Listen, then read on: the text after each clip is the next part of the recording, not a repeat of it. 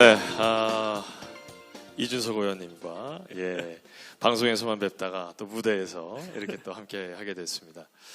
요즘 착잡하시고 굉장히 바쁘실 것 같은데 일단 현재 요즘 소회 좀 먼저 같이 공유 좀 해주시죠. 아유, 정신없습니다. 예. 요즘 들어서 국회가 또 여러 의미로 많은 관심을 받고 또 이렇게 있는 상황인데 오늘도 2시부터 또 이제 본회의가 있어가지고 이제 이석을 해야 되는 상황이라 가지고 저희에게 한 10분은 주실 수 있죠? 예, 알겠습니다. 예. 2시 시작인데 예. 저희한테 30분까지만 시간을 주셨지만 예. 저희가 5분만 더 달라고 지금 예. 요청합니다. 예. 예. 이렇게 지금 바쁘고 정신없는 와중에 저희 컨퍼런스 이렇게 와주셨습니다. 기본적으로 이준석 의원님의 이 출발점 여러분들 잘 아시겠습니다만 기술에 워낙 강하신 분이고 그쪽에 친화적인 분이십니다.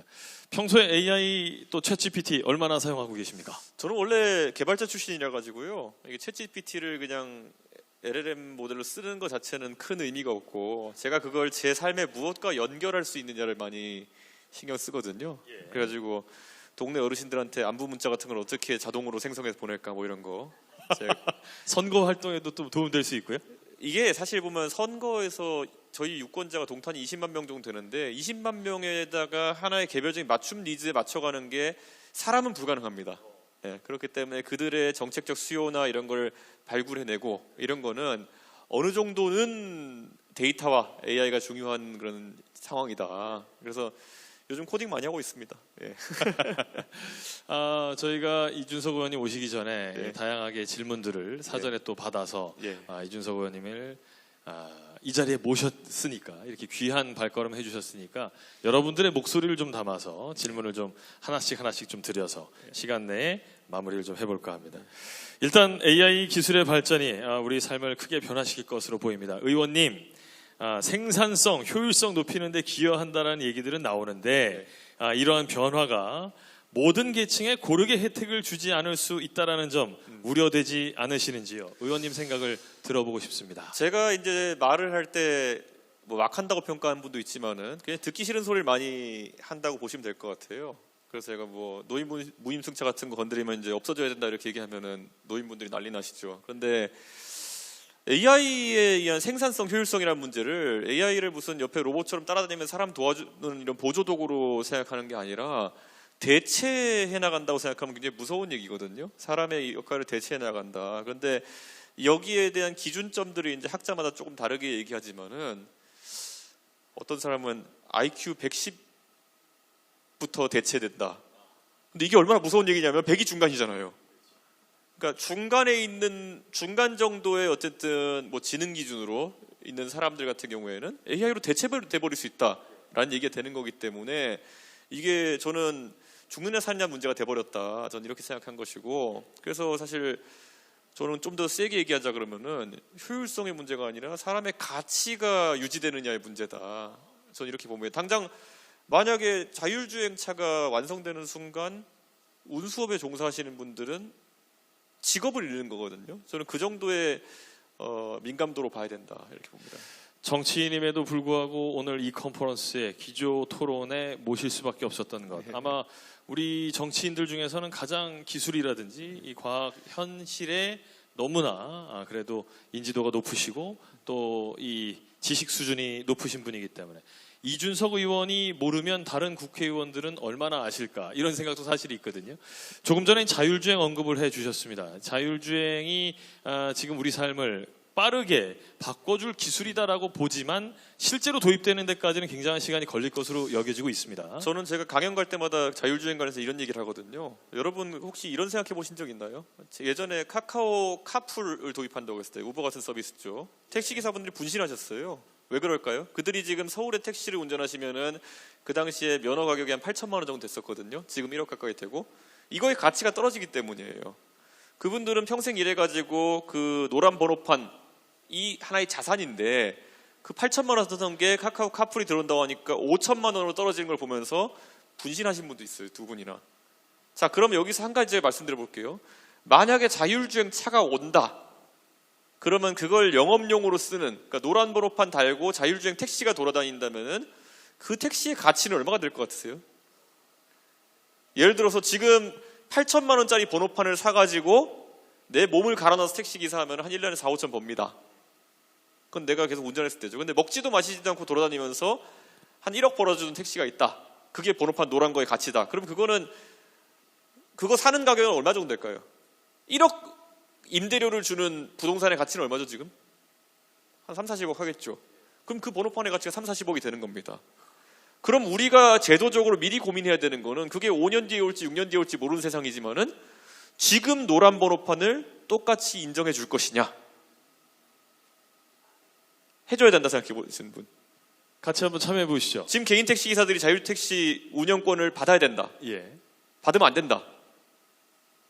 받으면 안 된다 손을 드시는 분들도 받으면 안 계십니다. 된다라고 하시는 분들은 그분들이 그때 3천만 원, 4천만 원 손실 났는데 분실하셨는데 예. 2, 30억의 재산 가치를 인정 안 해줬을 때 어떻게 그걸 사회가 대처할 것인가에 대해서 같이 고민해 보셔야죠. 그렇습니다. 정치인들이 이런 게 앞서야 되는데요. 5년, 6년 뒤에 있을 일이다 보니까 대부분의 정치인들은 자기가 5, 6년 뒤에 정치하고 있을지 모르기 때문에 고민 안 하죠. 그래서 이런 걸 먼저 얘기하면은 싸가지 없는 놈 이런 식으로 대처하는 거죠. 이제 아주 중요한 말씀인데 네. 만약에 그런 관점에서 봤다면 네.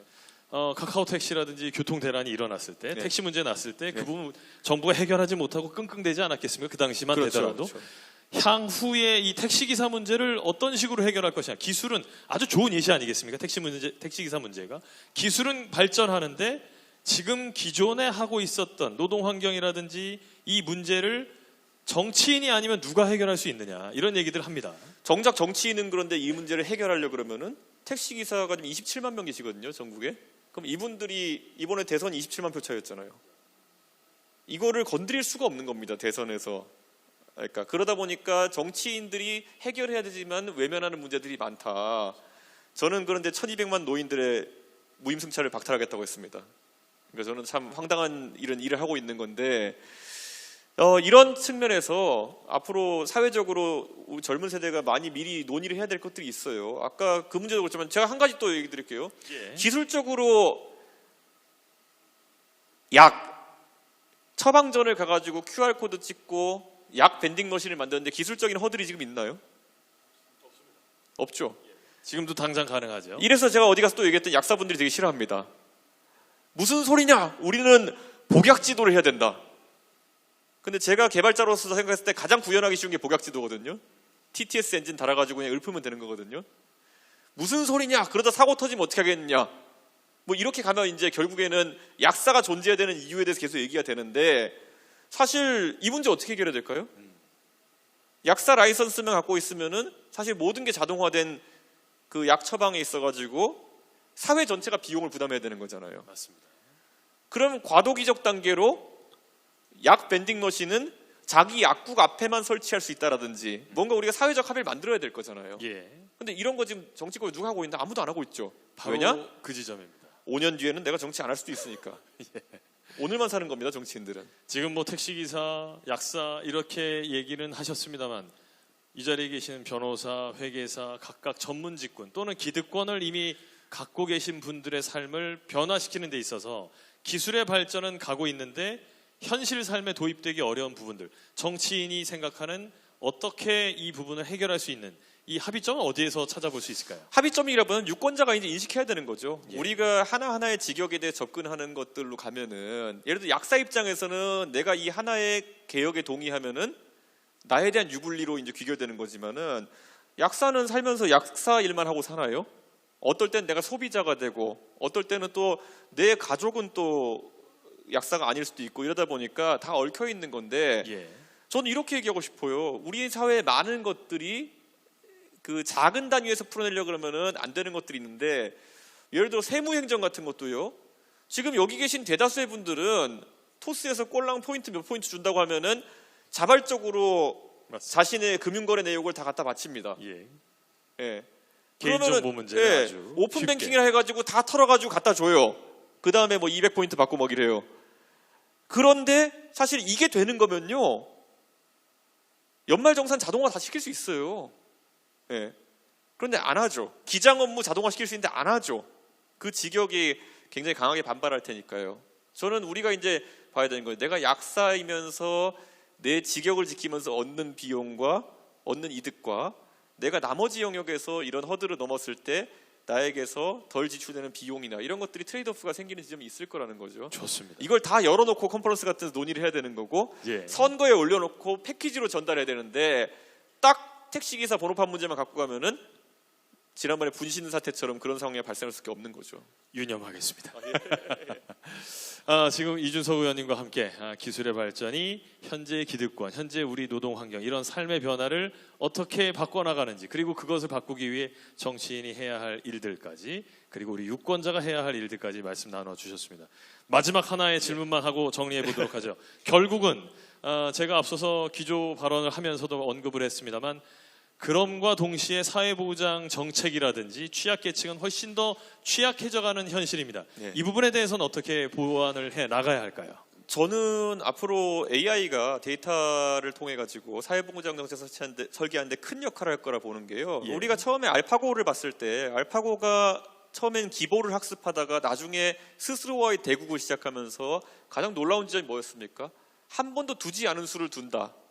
라는 거잖아요. 예. 저 귀퉁이에 놨는데 저게 어떻게 말이 되지? 사람은 이해 못하지만은 최종적으로는 바둑 대련 결과를 최적화하는 방향으로 갔다는 거죠. 저는 이런 것도 있어요. 우리나라 복지 정책에도 보면요, 우리가 논리적으로는 이해 안 되는 수를 던졌는데 사실 그게 굉장히 좋은 효과를 내는 것들이 있어요. 가장 대표적으로 우리 예를 들어 치과 한번 예를 들어 보면요, 처음에 치과에 보험 스케일링이라는 걸 도입한다고 했을 때 맞아요. 왜 스케일링 같은 약간의 부가 서비스, 고급 서비스 같은 것을 아주 싼 가격에 급여로 제공하지?